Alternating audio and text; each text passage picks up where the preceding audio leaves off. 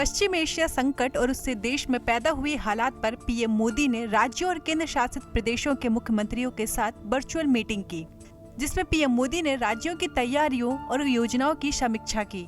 PM Modi ने राज्यों से उसी तरह टीम भावना के साथ मिलकर काम करने की अपील की, जैसा उन्होंने कोविड काल के दौरान किया था। 28 फरवरी को ईरान पर हुए अमेरिका और इजराइल के हमले के बाद पीएम मोदी की राज्य के मुख्यमंत्रियों के साथ ये पहली मीटिंग है। हमले के बाद जिस तरह से ईरान और हार्मुज स्ट्रेट को बंद कर दिया है, उससे पूरी दुनिया में एनर्जी संकट पैदा हो गया है। ऐसे में ये मीटिंग अहम है। मीटिंग में गृह मंत्री अमित शाह और रक्षा मंत्री राजनाथ सिंह के साथ राज्यों के मुख्यमंत्री मौजूद रहे। आदर्श आचार संहिता के कारण चुनाव वाले राज्यों के सीएम इस बैठक में शामिल नहीं हुए। बैठक से पहले केंद्र सरकार ने लोगों को बड़ी राहत देने की घोषणा की। सरकार ने पेट्रोल और डीजल पर लगने वाली एक्साइज ड्यूटी घटा दी। पेट्रोल पर एक्साइज ड्यूटी 13 रुपए से घटाकर 3 रुपए, जबकि डीजल पर 10 रुपए से घटाकर 0 कर दी गई है। इससे पेट्रोल और डीजल की कीमतों में इजाफा नहीं होगा।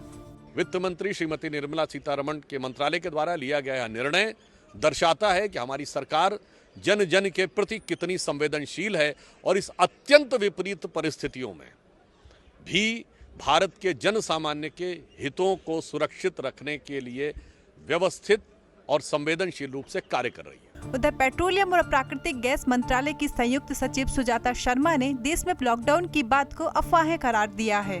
उन्होंने कहा कि देश के पास कच्चे तेल का पर्याप्त भंडार है और करीब 2 महीने का ईंधन उपलब्ध है। ऐसा कोई डिसीजन नहीं है कि लॉकडाउन लिया जाएगा। So this is a rumour.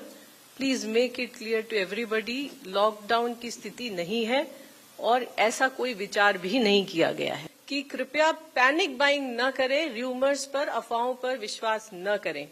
हमारे पास 1 लाख पेट्रोल पंप है। 1 लाख पेट्रोल पंप में से 91,000 से ज्यादा हमारी public sector oil marketing companies के पेट्रोल पंप हैं। सफिशिएंट प्रोडक्ट हर जगह अवेलेबल है। साथ ही उन्होंने दावा किया कि देश की रिफाइनरीज 100% से ज्यादा क्षमता पर काम कर रही हैं, जिससे घरेलू एलपीजी उत्पादन में 40% की वृद्धि हुई है। कमर्शियल आपूर्ति 70% तक बहाल हो गई है।